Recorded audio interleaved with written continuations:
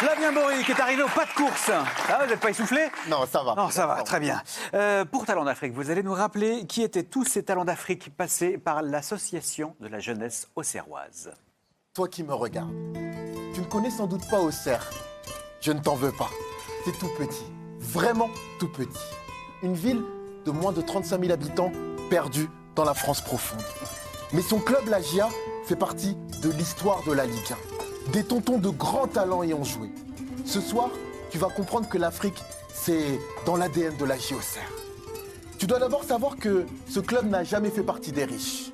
Giroud, son illustre entraîneur, n'était pas des plus dépensiers. Auxerre a donc misé sur la formation et des pépites en sont sorties.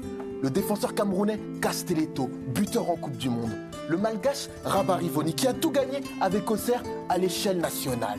Le milieu congolais recordman de sélection Delvin Dinga. Ou encore l'ivoirien champion d'Afrique Sébastien Haller. Auxerre est un club formateur donc, mais aussi une passerelle vers l'Europe pour certains joueurs du continent. Une opportunité pour Alain Traoré, célèbre artificier burkinabé.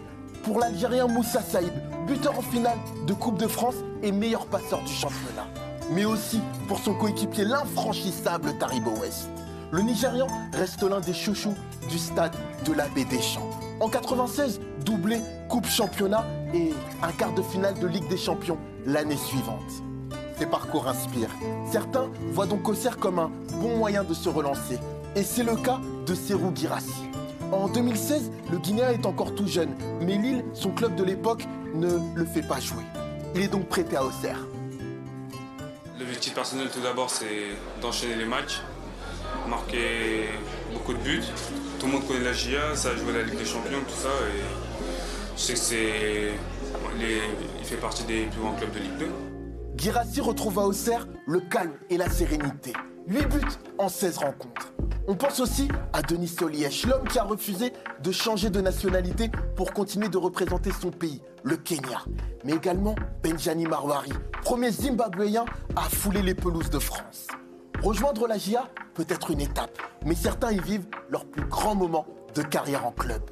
Dédicace aux Sénégalais Ambi Faye et Kalilou Fadiga. Nous sommes au début des années 2000.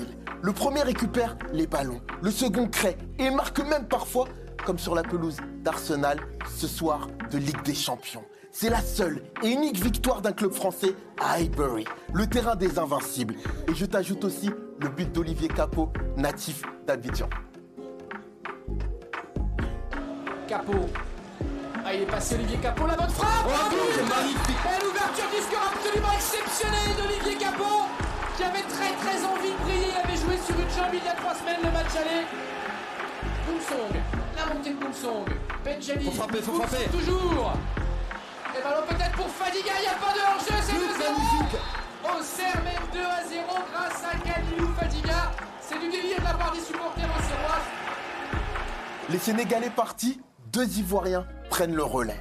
D'abord, un centreur, gaucher à la patte de velours, Kanga Akale. 2 Coupes de France remportées avec Auxerre. Et puis, bien évidemment, Kalou Bonaventure, le meilleur buteur africain de l'histoire du club. En finale face à Sedan, en 2005, il délivre la GIA au Stade de France, sur une passe, bien évidemment, de Kanga Akale.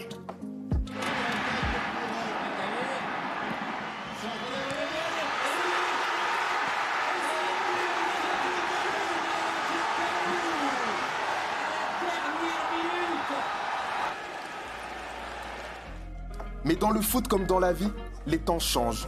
Désormais, Auxerre fait l'ascenseur.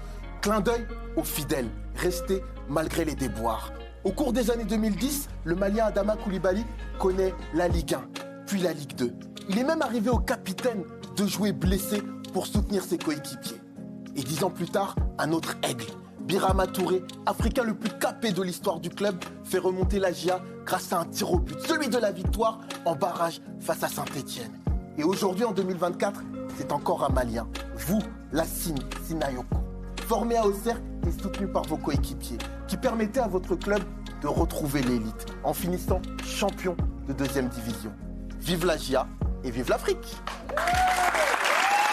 Merci beaucoup Flavien pour ces tontons d'Auxerre.